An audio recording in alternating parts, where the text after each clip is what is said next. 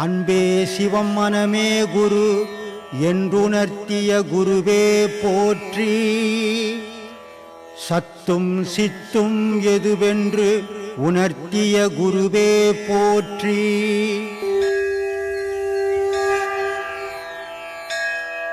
First உபதேசம் வாங்கிக்கிறேன் சாமி. சுவாமி, இந்த சுவாசத்தை கவனிக்க சொல்லும், இந்த தொண்டைக்குழியிலேருந்து தொப்புள் வரையும் கவனிக்கிறோம்ல சாமி.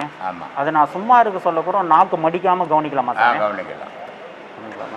அதுக்கு தான் சொன்னான், வந்ததிலும் போனதிலும் மனத்தை வையன் வால்மீகி. வந்தது போனது என்னடான்னா வர்றதும் போகிறதுமா இருக்குது மூச்சு.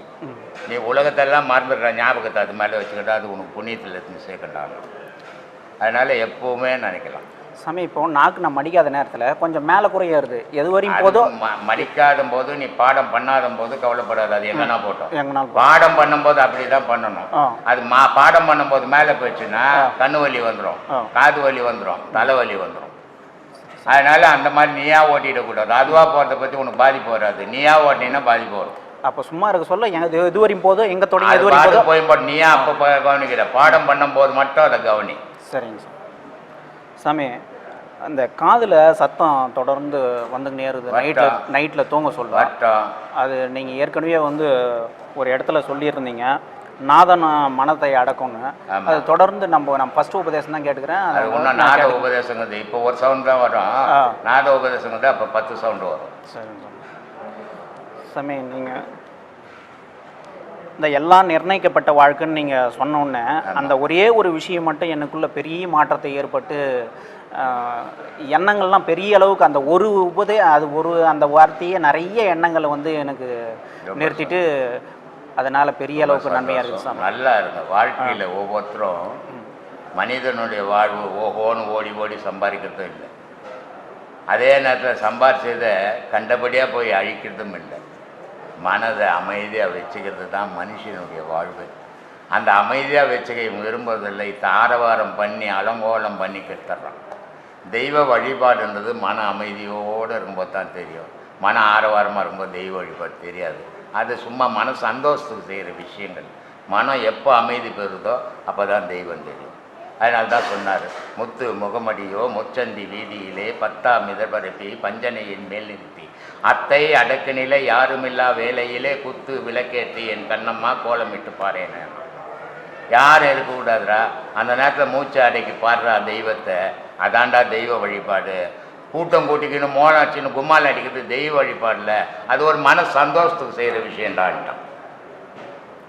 சாமி, நீங்கள் சொன்னதுனால என்னால் முடிஞ்சு இந்த டெய்லி 2 பேருக்கு அன்னதானம் பண்ணுறேன் சாமி. அதனால் பெரிய திருப்தி. நான் அவங்கள மனுஷங்களாக பார்க்கல, அவங்களுக்குள்ளே இருக்கிற கடவுளை பார்க்குறேன் சாமி. போன ஏப்ரல் மாதம் 29ஆம் தேதி என்னுடைய 74வது பிறந்த நாள். அன்றைக்கி என்கிட்ட என்ன சொன்னாங்க, ஒரு 3 பேர் நாங்கள் அன்னதானம் பண்ண போகிறோம் சாமின்னு ஒரு 3 ஏரியாவில் சொன்னாங்க. அந்த 3 பேர் தான் சொன்னது அன்னதானம் பண்ண போகிறோம். கட்சியில் அன்னதானம் பண்ணது 13 பேர் பண்ணாங்க. ஆனால் அந்த 13 பேர் பண்ண அன்னதானத்தில் எனக்கு ஒரு பிடி கூட கிடைக்கல. ஆனால் என் பேரால் எத்தனை வயிறு பசியாச்சு, அது ஒரு நல்ல செயல் தானே. அதனால் அந்த மாதிரி செய்யுங்க. இல்லாதவன் பசியாருன்னா மனுஷனுக்கு போடுறோன்னு நினச்சிக்காதீங்க, இறைவன் வாழறோம் அந்த கோவிலில் கொட்டுறோன்னு நினச்சிக்கோங்க, அது உங்களுக்கு புண்ணியத்தை தரும். இதுக்கு முன்னே சாமி, நான் உங்கள் பாடம் கேட்கறதுக்கு முன்னே இதுக்கு முன்னெலாம் அப்போ கூட நான் யாரானா பிச்சைக்காரங்களுக்கு தர்மம் பண்ணுவேன். ஆனால் ஆள் பார்த்து பண்ணுவேன். கொஞ்சம் ஒரு மாதிரி குடிக்கார மாரி இருந்தாங்கன்னா அவங்க போட மாட்டேன். இது எடுத்து போயிட்டு அவங்க சாராயம் குடிச்சிட்டு அவங்க சமுதாயத்தில் வேறு மாதிரி நடந்துப்பாங்க அப்படியானதுக்கோசம் போட மாட்டேன். நீங்கள் எப்போ இந்த தர்மம் பண்ணீங்களா, அவங்க கையை நீட்டினானா போடு, அவன் எதுவானா இருக்கட்டும், நம்மளுக்கு அது தேவையில்லை, அவன் கை நீட்டினா போடு. போன மாதம் 11ஆம் தேதி இந்த ரூப் போட்டோம். எதிரே இருக்கிற இடத்துக்கு சமையல் ரூமும் டைனிங் ஹாலும் ரூப் போட்டோம். எல்லா இடத்துலையும் உலகத்தில் பெரிய பெரிய அப்பார்ட்மெண்ட்டு பெரிய பெரிய காம்ப்ளெக்ஸ் கூட கட்டுவான், கூலி கொடுப்பான் எல்லா இடத்துலையும்.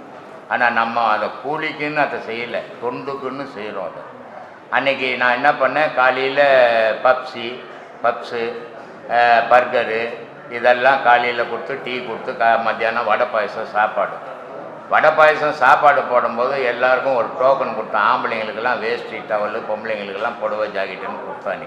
ஒரு 70 பேருக்கு கொடுத்தாங்க. அந்த 70 பேர் வாங்கின்னு சொல்லிட்டு போகிறேன். உலகத்தில் இது வரைக்கும் எவ்வளோ ஆயிரக்கணக்கான இடத்துல ஜல்லி போட்டோம், எங்கேயுமே இப்படி கொடுக்கல. துணி மட்டும் கொடுக்கல, துணி மேலே எல்லாருக்கும் 100 ரூபாய் வச்சு கொடுத்தேன்.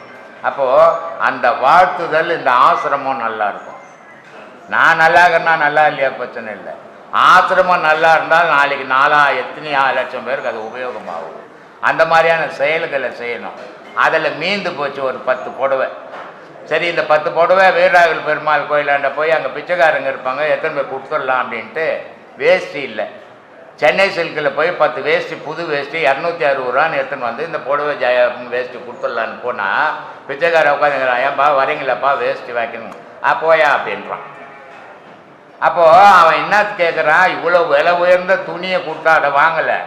அவனுக்கு 10 ரூபா 4 10 ரூபா போட்டால் 40 ரூபா சேர்த்துன்னா ஒரு குவார்டர் அடிக்கிறதுக்கு உதவன்னிட்டு குடிக்கு குட்டு கேட்டுன்னு பிச்சைக்காரன் உட்காந்துங்கிறானே தவிர பசிக்கு கேட்டுன்னு உட்காரல. அது மாதிரி லெவலில் போயின்னு இருக்குது. அதனால் நீ அதெல்லாம் நினைக்காத. நீ போடணும்னு நினச்சா போட்டு போய்கினே இருக்கு. அதான் உனக்கு நல்லது. தூங்கும்போது மட்டும் ஆன்மா நம்ம கூட இருக்குதில்ல ஒரு இடத்துல, எல்லாருக்கும் இருக்குதில்ல. இல்லை, இந்த பாடம் பண்ணி வெளியே போவோம், வழி தெரிஞ்சால்தான் போவோம். மற்ற நேரத்தில் எல்லாருக்கும் போயிடாது. சாமி, ஒரு வாட்டி வந்து ஒரு சாமி வந்து ஒரு சூரிய யோகா கற்றுக் கொடுத்தாங்க. அதை நான் ப்ராக்டிஸ் பண்ணிக்கினே இருந்தேன். ப்ராக்டிஸ் பண்ணிட்டு ஒரு நாள் மட்டும் டேபிள் மேலே இப்படி கை வச்சு தூங்கியிருந்தேன். என் உடம்பு மட்டும் மேலே போகிறது தெரியுது. மேலே ஃபேன் இருக்குது, பயப்படுது என் உடம்பு. உடனே ஃபேன் இருக்குது மேலே இடிச்சுக்கு போகுது அப்படின்ட்டு உடனே அந்த உடம்பு வந்து கீழே வந்தது. அதுமாரி பிரம்மபாது மனசு அதை அப்படிலாம் நினைக்குது. அது என்னன்னா நினைக்குதோ அந்த செயலுக்கு அது போகும். அதனால மனம் நினைக்குது. அதனால அதெல்லாம் இயற்கை தான், எல்லாருக்கும் நடக்கும், பெருவாரி பேருக்கு நடக்கும். இந்த பாடத்தினுடைய முக்கியமான இதுவே வந்து உள்ள சமநிலையோடு இருக்கணும். பெரிய அளவுக்கு நம்ம எது வந்தாலும் பாதிப்பு அடையக்கூடாது அப்படின்னு சொன்னீங்க சாமி. சாவே ஊந்தா கூட கண்ணில் தண்ணி வராது இந்த பாடத்தில் போகிறவனுக்கு. ஆனால் போகாதவனு காலில் கல்லீடிச்சினோட உட்காந்து ஓன்னு அழுவான். அந்த மன உறுதியை தரத்தான் இந்த பாடம். அந்த மனுஷன் மன உறுதியோடு வாழணுன்றதுக்கு தான் மகான்கள் இதை கொடுத்துட்டு போய்க்கிறான். சின்ன விஷயம் செய்துட்டான்னா ஓஹோன்னு தலைக்கால் தெரியாது சந்தோஷத்தில் ஆடுறான். அதே நேரத்தில் அவனுக்கு சின்ன விஷயம், ஒரு விபத்து நடந்து போச்சுன்னா அவன் 10 நாள் எழுந்துக்காத அழுகுறான்.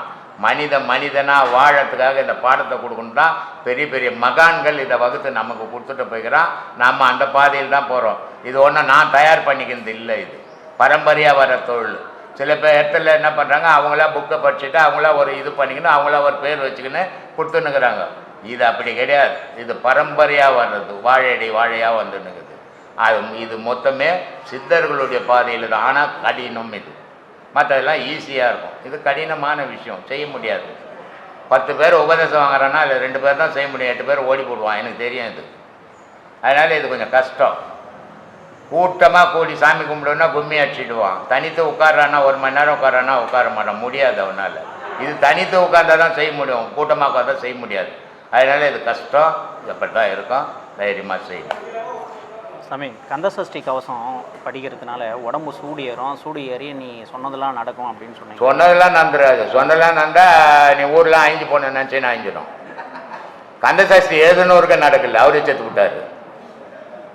உடம்பு சூடு ஏறும், நீ ஒழுக்கமாக இருப்ப. அதுக்கு தான் கந்தசஷ்டி சார். கந்தசஷ்டி படிச்சுட்டு நான் பெரிய கோடி சொன்னான்னா ஆக மாட்டேன், நான் சாவாத இருக்கேன்னு ஆக மாட்டேன். இந்த மாதிரி தான், அதான் கற்பனைன்னு. இந்த மாதிரி கற்பனைக்கு தான் வளர்த்தக்கூடாது. நிஜம் எதுவோ அதை தெரியும், அதான் ஞானம். பிரம்மையை வளர்க்குறது அஞ்ஞானம்.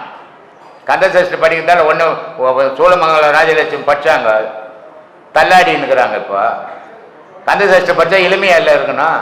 அவர் சொல்கிறார் அதில் இளமையாக இருப்பேன் நான் அப்படின்றாரு. அவரே இளமையில் போயிட்டார் கந்தசஷ்டி பாடினவர். அதனால எல்லாரும் போகணும் வரணும். கந்தசஷ்டி படித்தா நான் ஊரை மாற்றிடுவேன், நான் இப்படி ஆகிடுவேன், அப்படி அந்த கற்பனைலாம் வச்சுக்காதுங்க. மன தைரியத்தோடு வாழ்வீங்க, அவ்வளோதான். நீங்கள் சொல்கிறதெல்லாம் நன்றது. அதான் சார், ஒரு நெருப்பு இருக்குது, அது இன்னொரு நெருப்பை பற்ற வைக்கின்ற மாதிரி ஒரு நெருப்பு இவ்வளோ இதாக பற்ற வச்சிருக்கு. 1000 பற்ற வச்சிச்சு. கண்டிப்பாக சாமி. இதில் ஒன்று என்னன்னா, நெருப்புல சின்ன நெருப்பு பெரிய நெருப்புலாம் கிடையாது. நெருப்பு தான். கண்டிப்பாக சார். ஏங்க இது சின்ன நெருப்புங்க. அந்த சின்ன நெருப்போட ஒரு காட்டை எரிச்சிடும். ஏதோ காட்டை எரிக்கணும்னா காடளவுக்கு ஒரு நெருப்பு தேவையே கிடையாது, ஒரு பொறி போதும். அப்போ நெருப்புல ஞானத்தில் சின்னது பெருசெல்லாம் ஒன்றும் இல்லை சார். அப்போ இங்கே இருக்கிற யாரையா சின்ன நெருப்பு பெரிய எல்லாம் ஒரே நெருப்பு. கண்டிப்பாக சாமி. அவர் அந்த அக்னியிலேருந்து செதறின நெருப்பு துண்டு. கண்டிப்பா சாமி, கண்டிப்பா. இதுக்கும் அதுக்கு எந்த இப்ப இவங்களெல்லாம் பாக்குறப்ப நம்ம ஐயா எல்லாரோட உள்ளத்துல இருக்காருன்றத நம்மளால பார்க்க முடியுது சார். அதுதான். ஆனால் விளக்கேத்துனா நல்லது. விளக்கேத்துறன்னு சொல்லி ஊட்ட எரிச்சு விட்டா நெருப்பு கூட எங்கே இருக்கணுமோ அங்கே தான் இருக்கணும். நெருப்பு தாங்க. வீடு இருட்டாகுது, விளக்கில் ஒரு நெருப்பு ஏற்றுறோம், வீடு பிரகாசமாகுது, இருள் போயிடுது. பசிக்குது, அடுப்பில் ஒரு நெருப்பு ஏற்றி வைக்கிறோம், நல்லா வயிறார சமைச்சு சாப்பிட்றோம். இத்தோட நித்துக்குன்னா மரியாதை. நெருப்பு தானே, நான் கெட்டதெல்லாம் கொடுக்குதேன்னு ஊட்ட பற்ற வச்சுட்டா எதுக்குமே பிரயோஜனம் கிடையாது. அந்த மாதிரி ஆகிடக்கூடாது. ஏன் சொல்கிறேன்னு சொன்னால், ஒரு பாதையில் போனால் மயக்கமும் கூட வரும். ஒரு பாதையில் போனால் தெளிவு மட்டும்தான் கிடைக்கும்னு கட்டாயம் கிடையாது. புரியுதுங்களா? நான் நடந்தால் நான் மட்டுமா நடக்கிறேன், என்னோட நிழலும் கூடவே தான் வருது.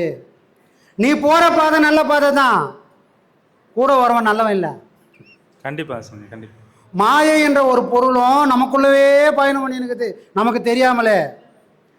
அந்த மாயையை வச்சுக்கின்னு அந்த மாயையை நான் அடக்கணும். அந்த மாயையை வச்சுக்கின்னு தான் நான் இறைவன்றதையும் பார்க்கணும். யாரை வச்சுக்கிறேன்? எவன் மறைச்சினுக்கிறானோ அவனையே கைகளை வச்சுக்கணும், அப்பப்போ கக்கத்தில் வச்சுக்கணும், அவனை போய் கருத்தில் வச்சுக்கூடாது. கருத்தில் கடவுளும், மாயையை கக்கத்துலேயும் வச்சுக்கணும். இவன் கூடவே உறவாடிந்தா இவன் தெரிய மாட்டான், இவன் கூடவே உறவாடிந்தா இவன் மறந்துடுவான். நாம் என்ன பண்ணிக்கிறோம், இப்போ மாற்றி மாற்றி வச்சுட்டோம். கக்கத்தில் வைக்க வேண்டியது கருத்தில் வச்சுட்டோம், கருத்தில் வைக்க வேண்டியது கக்கத்தில் வச்சுட்டோம். நம்ம எப்பயுமே எல்லாமே தப்பு தப்பு தானே சாமி பண்ணுவோம். இயல்பு சாமி, பட்டா தெரிஞ்சிடும். ஓ தவறு பண்ணிட்டோம்பா, அந்த தவறை இப்போ திருத்திப்போம் அப்படின்னு உலகம் பாடம் எடுக்கும்.